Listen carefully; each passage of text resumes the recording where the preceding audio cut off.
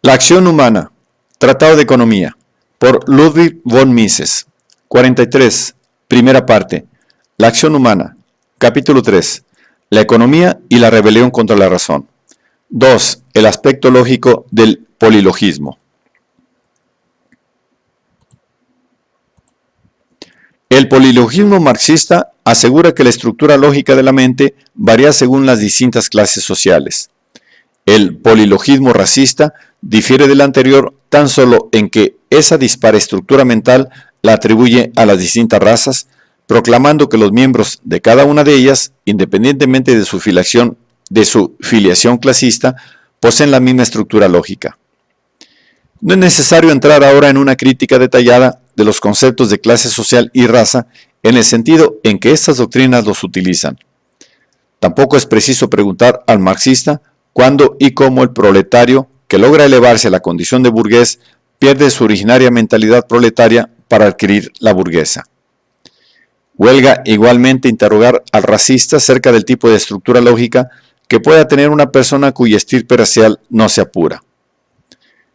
Hay objeciones mucho más graves que oponer al polilogismo. Lo más a que llegaron tanto los marxistas como los racistas y los defensores de cualquier tipo de polilogismo fue simplemente a asegurar que la estructura lógica de la mente difiere según sea la clase, la raza o la nación del sujeto. Pero nunca les interesó precisar concretamente en qué difiere la lógica proletaria de la burguesa, la de las razas arias de las que no lo son, la alemana de la francesa o inglesa. Para el marxista, la teoría ricardiana de los costes comparativos es falsa porque su autor era burgués. Los racistas arios, en cambio, la condenan sobre la base de que Ricardo era judío. Los nacionalistas alemanes, en fin, la critican por la condición británica del autor. Hubo profesores teutones que recurrieron a tres argumentos a la vez en su deseo de invalidar las enseñanzas ricardianas.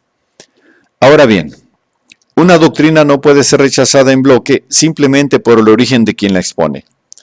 Quien tal pretende debe, indudablemente, comenzar por exponer una teoría lógica distinta de la del autor criticado, al objeto de que, una vez ambas contrastadas, quede demostrado que la impugnada llega a conclusiones que, si bien resultan correctas para la lógica de su patrocinador, no lo son en cambio para la lógica proletaria, aria o alemana, detallando seguidamente las consecuencias que llevaría aparejadas el sustituir aquellas torpes inferencias por esas segundas más correctas.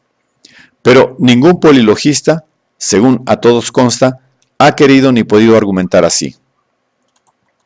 Por otra parte, es innegable que con frecuencia existen serias disparidades de criterio sobre cuestiones de la mayor trascendencia entre gentes que pertenecen a una misma clase, raza o nación. Hay alemanes, decían los nazis, que por desgracia no piensan de modo verdaderamente germano. Pues bien, admitida la posibilidad de que hay alemanes que no razonan según deberían por su sangre, es decir, personas que razonan con arreglo a una lógica no germana, se plantea el problema de determinar quién será competente para resolver qué ideas deben estimarse auténticamente germanas y cuáles no. Aseguraba el ya fallecido profesor Franz Oppenheimer que yerra a menudo el individuo por perseguir sus propios intereses. La clase, en cambio, a la larga, no se equivoca nunca. De esta afirmación podría deducirse la infalibilidad del voto mayoritario. Los nazis, sin embargo, eran los primeros en rechazar el veredicto democrático por considerarlo manifiestamente antigermano. Los marxistas aparentan someterse al voto de la mayoría, pero a la hora de la verdad se inclinan invariablemente por el gobierno minoritario, siempre y cuando sea el partido quien vaya a detentar el poder. Recuérdese, en este sentido, cuán violentamente disolvió Lenin la Asamblea Constituyente rusa, elegida bajo los auspicios de su propio gobierno mediante sufragio universal de hombres y mujeres, porque tan solo un 20% de sus miembros era bolchevique. Los defensores del polilogismo, para ser consecuentes, deberían sostener que si el sujeto es miembro de la clase, nación o raza correcta, las ideas que emita han de resultar invariablemente rectas y procedentes. La consecuencia lógica, sin embargo, no es virtud que suela brillar entre ellos. Los marxistas, por ejemplo, califican de pensador proletario a quien quiera defienda sus doctrinas. Quien se oponga a las mismas, en cambio, es inmediatamente tachado de enemigo de la clase o de traidor social. Hitler, al menos, era más franco cuando simplemente recomendaba enunciar al pueblo un programa genuinamente germánico, y con tal contraste determinar quiénes eran auténticos arios y quiénes vil canalla, según coincidiesen o no con el plan trazado.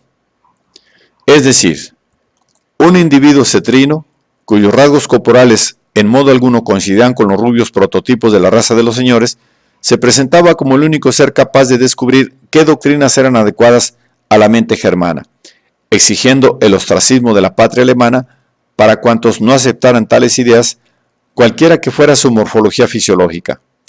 Con esto basta para demostrar la falta de fundamento de toda la doctrina.